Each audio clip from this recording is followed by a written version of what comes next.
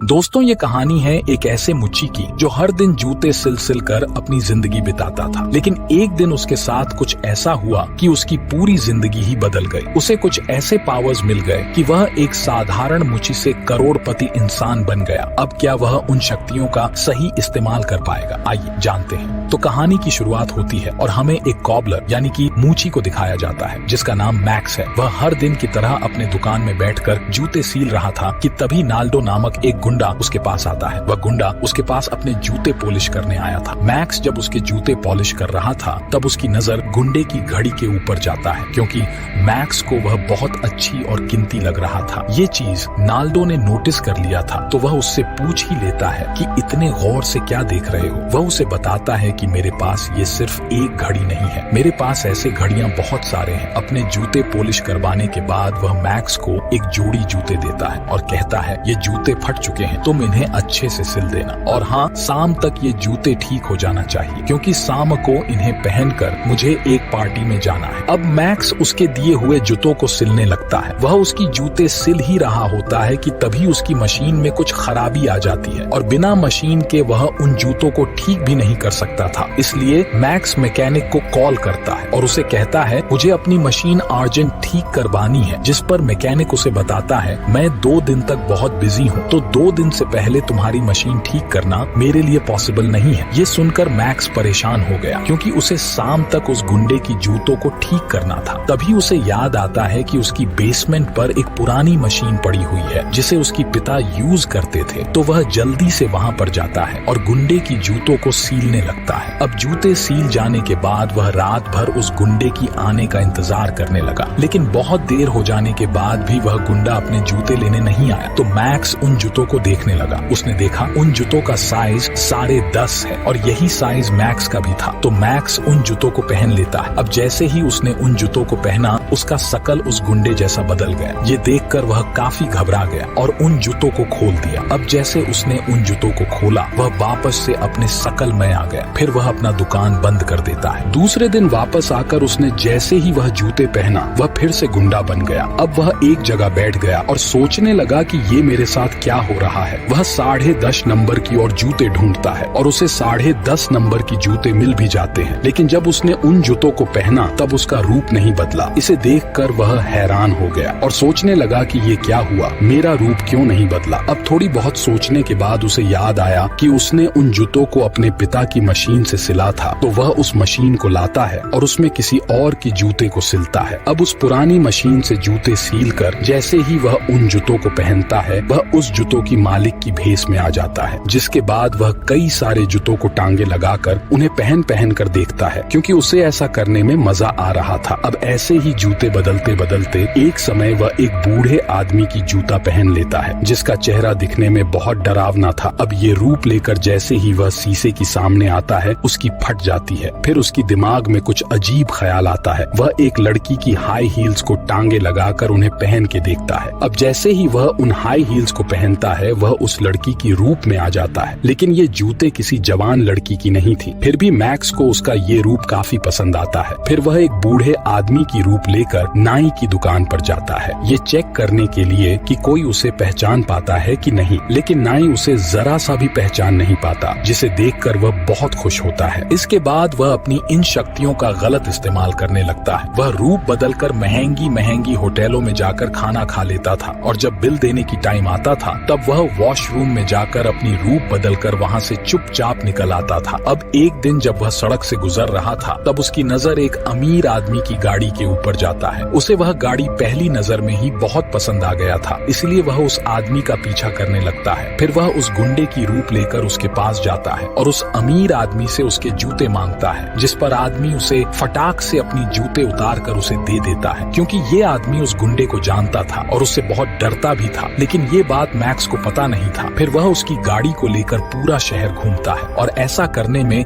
उसे बहुत मजा आ रहा था। आगे वह अपने घर जाता है जहाँ वह अपनी बूढ़ी माँ से मिलती है जिससे वह बहुत प्यार करता है। उसकी माँ बूढ़ी हो चुकी थी और आजकल वह बहुत बीमार रहने लगी थी। मैक्स अपनी माँ से पूछता है, माँ अगर जिंदगी में आपको किसी के जैसा बनने का मौका मिलता तो आप क्या बनते? जिस पर उसकी मॉम उसे कहता है, कुछ नहीं बनता बेटा, मैं तुम्हारी माँ बनकर ही खुश हूँ, लेकिन अगर ऐसा होता तो मैं तुम्हारे डैड के साथ रहना पसंद करता, लेकिन अब जब तुम्हारी डैड इस दुनिया में नहीं रहे तो ये चीज मुमकिन नहीं है। अगले दिन मैक्स जब अपनी दुकान में था तब उसकी दुकान में एक खूबसूरत सी लड़की आती है अपने बॉयफ्रेंड की जूते ठीक करवाने के लिए। मैक्स उसे देखते ही रह जाता है। मैक्स उससे वह जूते ले लेता है और जल्द ही ठीक कर देने की वादा करता है। फिर शाम को उस लड़की की दी हुई जूतों को ठीक करके वह खुद ही उन्हें पहन लेता है और उसकी बॉयफ्रेंड की रूप लेकर उस लड़की की घर पहुंच जाता है जहां पर वह लड़की बाथरूम में नहा रही थी। अब लड़की मैक्स को अपना बॉयफ्रेंड समझकर उसे अंदर बुलाती है, लेकिन तभी मैक्स को याद आता है कि जूते उतारने पर वह अपनी असली रूप में वापस आ जाएगा,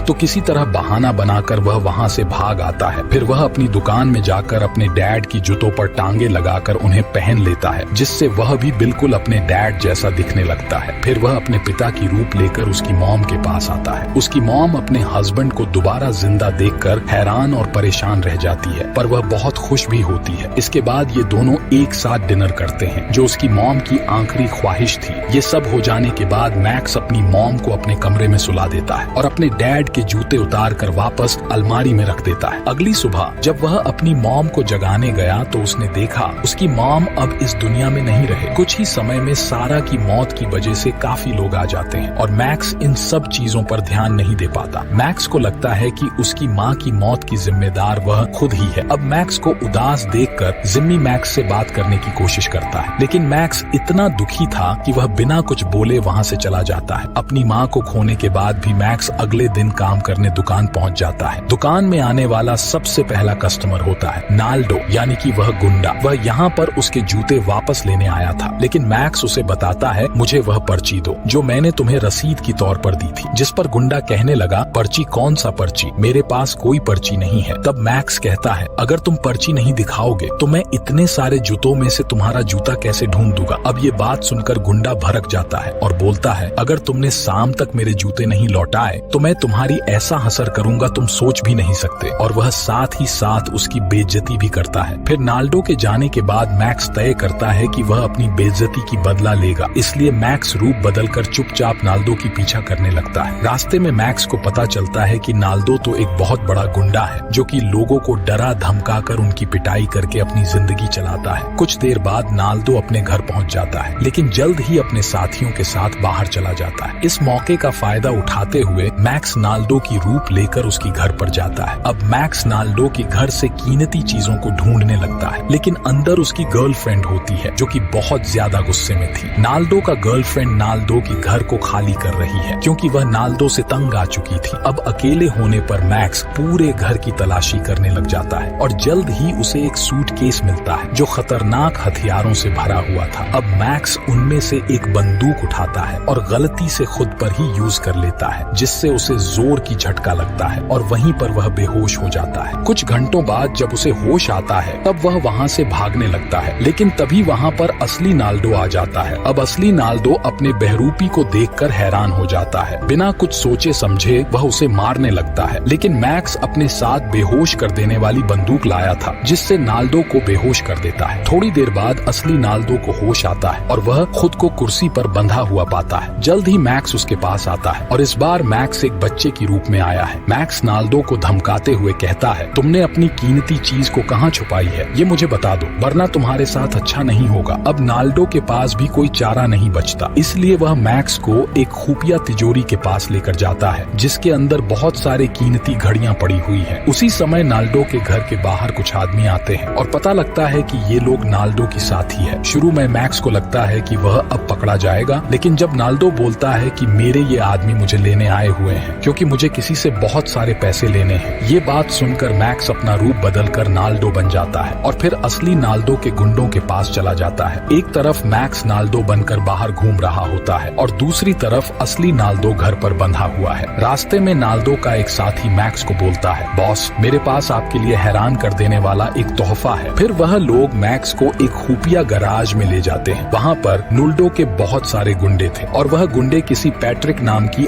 आदमी की पिटाई कर रहे होते हैं क्योंकि पैट्रिक उनकी यहाँ से चोरी करता था। सारे जगह खून खराबा देखकर मैक्स घबरा जाता है और जल्द ही बाथरूम में चला जाता है। फिर थोड़ा शांत होने के बाद वापस बाहर आता है और अपने आदमियों से बोलता है कि इस पैट्रिक को छोड़ दो। साथ ही साथ मैक्स उन्हें कहता है कि सभी को तो दूसरा मौका मिलना चाहिए है ना। अब नाल्डो की ये बातें सुनकर सभी हैरान हो जाते हैं क्योंकि नाल्डो कभी भी ऐसे बातें नहीं करता था। वह तो अपने शिकार को कभी छोड़ता ही नहीं था। लेकिन मैक्स के बोलने पर सभी लोग पैट्रिक को छोड़ देते हैं। अब इस सब के बाद मैक्स और उसके गुंडे अपने काम पे निकल जाते हैं और जल्द ही किसी बड़े घर में पहुंचते हैं। ये बड़ा घर इतनी सारी जमीनों के मालकिन एलन ग्रीनवॉल्ड की है। बिना कोई देरी किए एलन लाखों रुपए से भरा बैग मैक्स को पकड़ा देती है। एलन मैक्स को बोलती है कि इतने सारे पैसों के बदले में तुम्हें मेरे दुश्मन को जान से मारना होगा। अब मैक्स ऐसे नाटक करता है कि वह सब कुछ जानता है और फिर बड़े जोश के साथ वहाँ से चला जाता है। हालांकि जब मैक्स रूप बदलकर नाल्डो की घर पर पहुँचता है तब असली नाल्डो बंदूक लेकर उसका इंतजार कर रहा होता है। असली नाल्डो उसका गला दबाकर उसे मारने की कोशिश करता है, लेकिन मैक्स समझदारी दिखाते हुए अपना एक जूता उतार देता है। ऐसे करते ही मैक्स अपनी असली रूप में आ जाता है और ये देखकर नाल्डो बहुत घबरा जाता है। वह सोच में पड़ जाता है कि ऐसा कैसे हो सकता है। फिर मौके की फायदा उठाकर मैक्स भागने की कोशिश करता है, लेकिन गलती से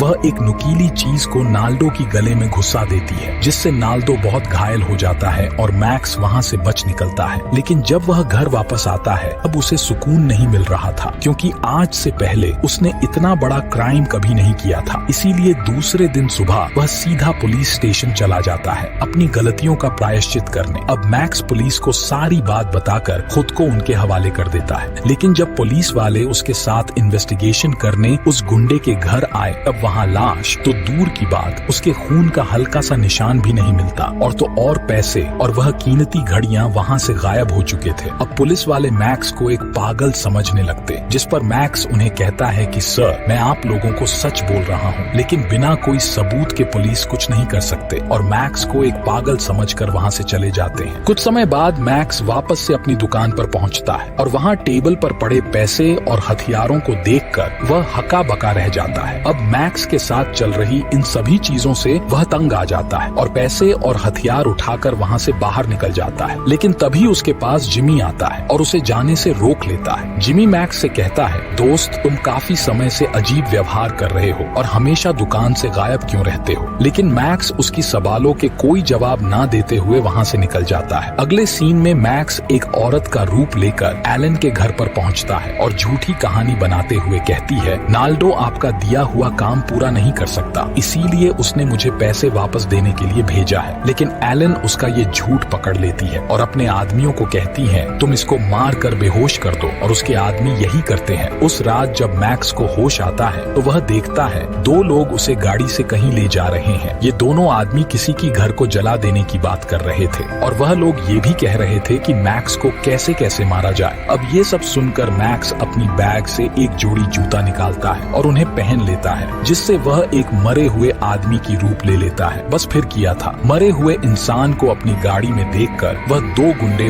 बहुत डर जाते हैं और इस सब के दौरान उनका एक्सीडेंट भी हो जाता है और मौके की फायदा उठाकर मैक्स वहाँ से भाग जाता है। अगली सुबह जब मैक्स अपनी दुकान पर पहुँचता है तब उसका ध्यान कैमन के दिए एक पर्चे पर जाता है। पर्चे को देखकर मैक्स को याद आता है कि जिस आदमी के लिए कैमन अभी तक लड़ रही है ये वही आदमी है जिसको एलन मर बना चाहती है। उस आदमी का नाम सोलोमन है। अब चिंता से भरा मैक्स कैमन के पास आता है और सभी बातें उसे बता देता है। रास्ते में जाते हुए कैमन बोलती है, एलन एक औरत है जो कि बिल्डिंग को तोड़कर एक बड़ी दुकान बनाना चाहती है। कैमन और भी बताती है कि एलन ने अभी तक बहुत सारे किरायादारों को अपने जाल में फंसा लिया है, लेकिन सोलोमन ही एक ऐसा इंसान है जो अपनी घर खाली करने के लिए तैयार नहीं है। अब दोनों साथ में मिलकर सोलोमन की घर पर जाते हैं और उसे बताती है कि कैसे एलन तुम्हें मरवाना चाहती है। ये बात सुनने के बाद भी बूढ़ा सोलोमन कहता है, मैं इस जगह को छोड़कर कहीं नहीं जाऊंगा क्योंकि इस घर में मेरी बहुत सारी यादें जुड़ी हुई है। ये बात सुनकर कैमन को काफी बुरा भी लगती है, लेकिन जल्द ही मैक्स को एक अच्छा आइडिया आता है। अगले सुबह मैक्स सोलोमन का रूप बदलकर एलन से मिलने आता है। वह एक शर्त रखते हुए बोलता है कि मैं अपनी जगह खाली करने के लिए तैयार हूँ, लेकिन उसके बदले में मुझे बहुत सारे पैसों के साथ साथ शिकागो जाने की एक टिकट भी चाहिए क्योंकि शिकागो में मेरी बेटी रहती है, तो मैं उससे मिलना चाहती हूँ। अब एलन इस बात के लिए जल्द ही मान जाती है और सभी तैयारी में लग जाती है। उसी शाम एलन के भेजे हुए 2 गुंडे जेफरी और ब्रायन सोलोमन के घर पर आते हैं और सोलोमन को उसके मांगे हुए पैसे दे देते हैं। सभी लोग बिजी होने की वजह से मैक्स को उनके जूते छुपाने का मौका मिल जाता है। फिर वह अपने प्लान के मुताबिक काम करने लगता है। सबसे पहले मैक्स जेफरी का रूप लेकर एलन को कॉल करता है और बोलता है